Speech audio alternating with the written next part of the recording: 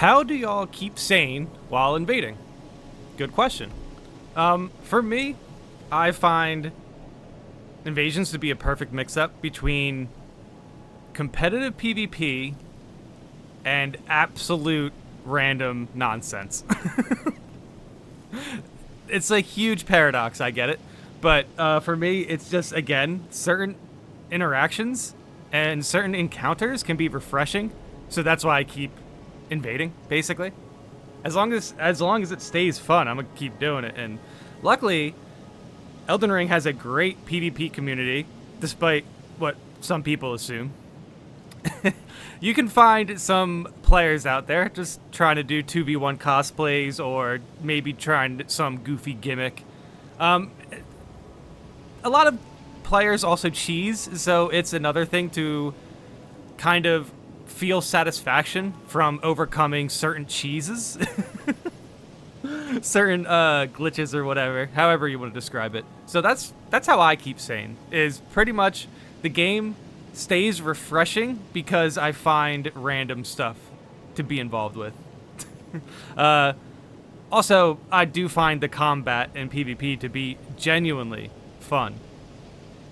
There's so many different attacks now that a fight can just snowball one way and then snowball the complete opposite way, all from like just one good like attack, one good spacing, you know what I mean. Pretty much fights can just go from 0 to 100 each way. So even though you have one life, you can land a big attack and now you're both at one, and it's pretty interesting. I love how PvP can play out like that. But okay, let's see what this guy's saying. I'm relatively new to invading, but I'm pretty decent at duels. I've been invading for the past few months, and I'm just watching a point, or I'm just reaching a point where I feel like it's just absolutely pointless. Huh. At rune level 160, 90% of my invasions are gankers, waiting around in a hallway to spam AoE, and then after they kill you, they just sit there and teabag you. 90% gankers waiting around a hallway to spam. Okay, so right here, I can find a strategy here. If you see them just waiting around in a hallway, don't engage yet. Sometimes I do that, which certain builds I have are like, okay, this is a hallway perfect for this attack or whatever. But for the most part, you definitely want to wait for those gankers to start playing the level, and then you can find your opportunity there, which is like a whole different, it's kind of a whole different approach. You're kind of hunting, you know what I mean? Even though hunters are blue or whatever, invaders can certainly act as a sort of hunting stalker or something, you know? You don't have to just jump right on the 3v1 attack and just get blended. That's not gonna work.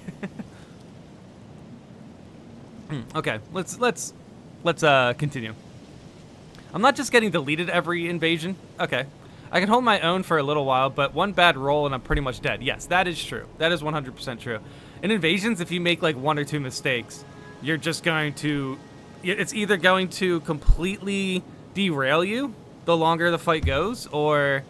Yeah, you're just going to get blended. How do you guys find enjoyment from invasions without just going crazy? Do I have to dump thousands of hours just to start getting decent at this thing? I wouldn't go that far, but yeah. I want to say thousands, but... Maybe at least I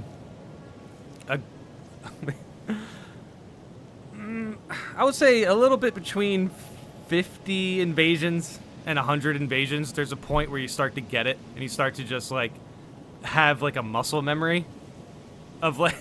Because pretty much, if you dodge a certain way and you don't get hit, you're immediately going to start getting into a habit of dodging that way. You know what I mean?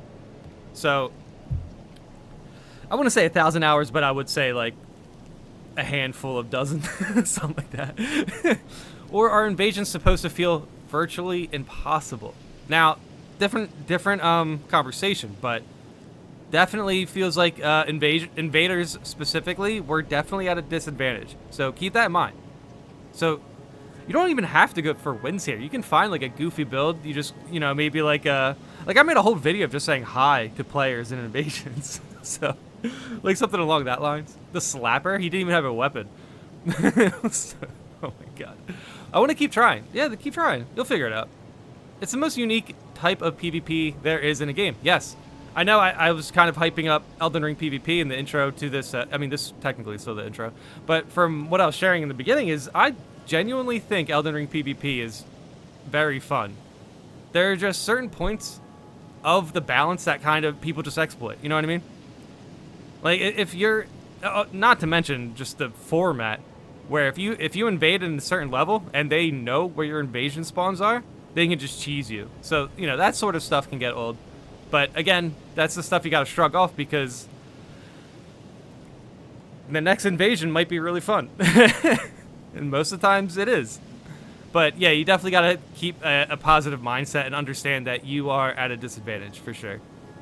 But yeah, I just find the combat genuinely refreshing. It's fun. It's pretty ridiculous. I don't take it too seriously, but at the same time, I definitely go into a PvP battle like it's a real battle. You know what I mean? Just not like real life battle, but like, you know, it's going to be a really good battle. The more you compete, the more fun you'll have. You know, you can't wait for them to just blend you. You can't jump into that 3v1 hallway. But if you do jump into that 3v1 hallway, make sure you're not holding back. Make sure you have like a spinning slash with a, you know, bleed on it or something. But it's just so demoralizing to put so much effort into trying to stay alive just for 3 dudes to throw... just for 3 dudes to throw poop pots on you and message you saying you're trash. Okay, look, if that happened to you, that sucks. These dudes are toxic. Just block them, you know? Just don't interact with those guys because they're clearly just trying to, like, cheese invaders. They're not having fun. Trust me. That's why they're so salty. Again, definitely just be a little bit more careful. Go into invasions if you're trying to win with a really good build. Don't hold back. Use everything the game gives you to get an advantage in the fight. Make sure you know how to use it. Otherwise, don't take losing too seriously. Invaders are definitely... I want to say they're supposed to lose, but we are at a disadvantage. We're a road bump essentially. But yeah, okay. Let's see. This is actually a good post, so I kind of wanted to cover this a little bit. I'm gonna see some of the reactions here, of course. But yeah, invasions can be refreshing. Is it possible you run into 3 gang squads in a row? Yes, and you don't have to take it too hard. If you want, dude. You can just sever out. You know what I mean? So create a build you like. Create a build that's immersive for you. If you wanted to play a bow or do some sort of great bow build, that's possible. Everything is possible in this game. So like, definitely don't hold back your ideas and try everything out. Just don't take, you know, losing too seriously because those 3v1 hallways do exist. Just sometimes maybe just wait outside, wait for them to come out, start interacting with the game, and then jump in there and see what you can pull off. But okay, let's see some reactions and some good advice. Good post. People really got to try out mid-level ranges, man. They are good. I have 2 mid-level range invader builds. One's like an arcane build, the other's like a strength faith build. Oh my god, Elden Ring gives you so many options for builds at low levels. It's wild. Dude, oh my god. But yeah, definitely mid-level ranges are fun for sure. I hear a lot of negative talk about invading, yet here I am out. I hear a lot of negative talk about invading, yet here I am out there in the lands between having more fun than ever. Oh, well that's nice. But yes, invasions can be very fun. You just got to get through that learning curve.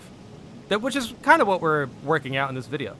I have accepted Elden Ring for what it is and have fully embraced the goofy side of it. Some of my deaths are absolutely comical and probably up there with my favorite clips. Yeah, nah, for sure. I definitely can see, like, yeah, whenever stuff like that happens, it's definitely magical. Like, you know, like, when, like, everyone for some reason, like, slip off an edge or something like that, it's always fun to see that. My playtime is pretty high, though I must admit. What platform are you on? PS5? Okay, this doesn't really matter. But it's kind of cool to see somebody just out here just being like, yeah, I lose, but I'm having fun. So that's cool. You know, that's pretty cool. definitely dig the vibe there. 160 is actually really bad for invasions. It's entirely people that have beaten the game but aren't running high New Game Plus loops. You're going to get more fog walls and gankers than anything, and any actual co-opers you find will be way stronger than the PvE because it's New Game Plus at most. Make a character at level 60 or so with plus 12 weapons and go wild. You can invade actual co-opers in 2/3 of the game areas at that level. Also, Vigor is most important at that level, so run like 45 minimum. Yeah, 45 Vigor is so insane at rune level like 60 for sure. It's just I'll have comments, people are like, you barely get any damage. It's like, no, I do. It's just I have a lot of health. and it's so funny people consider leveling up your health a PvP build. It is, oh my god, it's so perfect. It's so perfect. It just encapsulates so much. You're cheesing. Your build has a fair amount of health. Oh yeah, about late game invasions. Rune level 200, for whatever reason, I find organic invasions on PC at rune level 200. Now, are they just spamming L2 because their builds are absolutely busted? Yeah, it's rune level 200, but it's also pretty fun. It can definitely be a little bit frustrating, but it's pretty fun fighting those like 3-player teams who are all throwing like lightning bolts at you. You just dodge them all and just get in there. It's wild. It's a great battle. It's very anime. But yeah, you are going to find some mean gang squads. I will say that. Anything past like rune level like 80, even out, I have a rune level 99 build that finds less ganks than my, like, I guess rune level 150, which is obvious, but I'm just saying it gets pretty close to like where you can beat the game and where ganks start showing up. But you can definitely find gankers at like rune level 60, but they're and under level phantoms. I don't know. Nobody really accounted for the over leveled phantoms. Interesting. But yeah, I would say it's definitely a different. It's high level invasions are definitely a different beast. It's 100% a different threat level for sure. But you can prepare for it. You can. Well, invasions start getting incredibly fun when you start winning most of them. Yeah, I mean, yeah. 160 is not an easy rune level since it's near the meta and honestly really high level for organic invasions. Here are some advices to start winning. Here's some advice to start winning. Choose an appropriate rune level for your experience. Don't start at level 1 since people at that level are clueless and you won't get better battling noobs, not to mention over-leveled phantoms. I suggest rune level 50 through 70 for beginners. Yeah, no, that makes sense. I can see that. I would, yeah, rune level 50 and maybe get like Radagon Sword Seal or something. Not that talisman is particularly like for beginners, but it is beginner friendly because you just have more stats. And it's good. It's good for rune level 50. Have the right mentality. Invasions are never easy, and while you could say most stuff isn't your fault, it's better to think what you could have done better so next time you don't fall for the same mistakes. Yes, that is excellent. That is an excellent... I would almost put that at number 1, but yeah. Definitely. Prepare yourself for the worst case. Yeah, I gotta start. That's the funniest thing, too. Sometimes I give some players too much of the benefit of the doubt, but at the same time, I've been looking over my shoulder for blues a lot recently. So, oh man, blues are just automatic nowadays. It's wild. But yeah, always prepare for that. Always prepare for the worst case. Don't limit yourself to a build of a unique weapon. Carry lots with different ashes for different situations. Yeah, ultimately, it's never bad to like pocket something. I wouldn't suggest learning heart swap mechanics until you are winning at least a handful of invasions. Because eventually you're going to start being, you're going to be able to read the moments where you need to maybe switch a weapon or something, and then you'll be more inclined to do it. Don't go into invasion and just switch your weapon for no reason just because you think that's how it works. It's like, no, don't. Use the weapon you want to use, get good with it, see how far it can take you, and then you look at its weaknesses and then prepare for that, pretty much. So, dude, people like this is why invasions are so good. Like there is strategy. Dude, it's wild. Oh my god. It could be one of the most underappreciated gaming mechanics, gaming systems ever made. 100%. You know what? I'll save that for a different video, but okay. Carry useful items like sleeping pots and perfumes. True. Yeah. I also need to get into a better habit of doing that. I just like swinging so much, you know? I want to swing my giant weapon. But yes. Optimize your build. Always choose health over damage. Yeah, especially now since they kind of nerfed the shroud and crack tiers and stuff. But at the same time, there are moments where like 20 extra damage could just help you. You know, it's not a huge effect, but it's like it is 20 extra damage. It might make them back off a little bit, you know. But yeah, your resistances are very important. Make sure you level your vigor, and definitely wear some good armor. Carry a good chunk of stamina. Yes, definitely. Also, stamina regeneration is very important. And organize your storage and inventory. Be ready for hard swapping, and try not to use Radagon Sword Seal. Yes, but dude, again, you suggested Rune level 50. Radagon Sword Seal is good for invasions at that level range, 100%. But if you're outside of Rune level 50, I would say the max is like Rune level 60. Anything after that, Radagon Sword Seal is not good. Radagon Sword Seal is also extra risky in general because of overleveled phantoms, so I do see their point. And you can definitely go with a Rune level 50 build without it. But yeah, it's pretty much, don't use Radagon Sword Seal unless you need it, I guess. It's not very important either way. Be mindful of your surroundings. Yes, 100%. Make sure you look around. Make sure you look around when you can. Don't go into an empty, tight tunnel full of phantoms in the host. You can barely win those battles. Use the PvE and level to your advantage, for sure. Always get the high ground. Don't worry about the emoting from gankers. Pay absolute no mind and don't let them alter your temper. Yes, they're essentially trying to tilt you.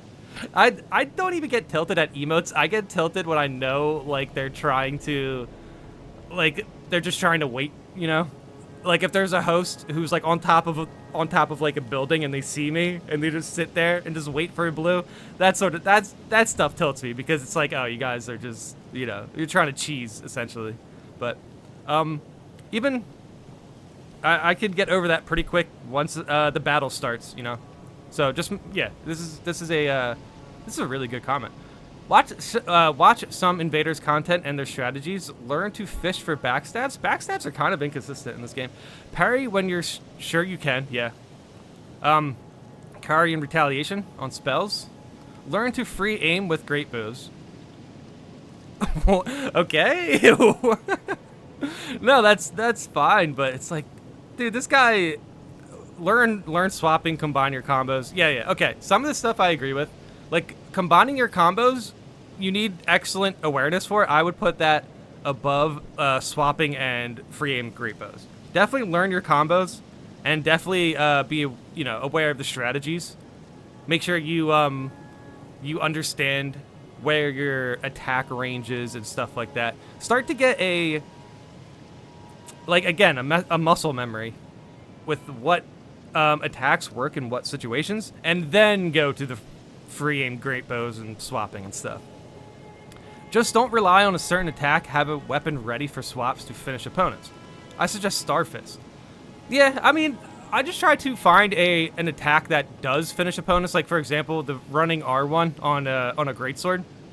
Definitely, I really like that, but the range isn't great. But yeah, don't just go in there spamming one attack. People will just play around that. But it also goes both ways. If the host and their phantoms keep spamming a certain attack, it's pretty much your responsibility to know how to get around that situation. Have a weapon with quick step to escape tight situations. Yeah, pretty much. Make sure you, yeah, definitely make sure you know how to get out of a situation, for sure. Invading isn't easy for anyone at the beginning, but if you persist with good practice, you'll manage to get better. Yeah. Holy crap, this is, yes, genuinely informative. All that information's really good. This is Invader 101, essentially, but there was definitely some advanced, advice there, but for the most part, boom. I just chill around and have fun. Not everything has to be a tense meta fight. I just run what's fun or looks cool. Yeah. And just like to mess around. Guide host, drop items, snipe people, suicide bombs, stuff like that. Just try to enjoy yourself and concentrate less on winning versus losing. I'd advise coming to below level 80 as well. Yeah. Okay, so that's interesting. So 2 people are saying 80 and below. That's a good place to learn, for sure, for sure.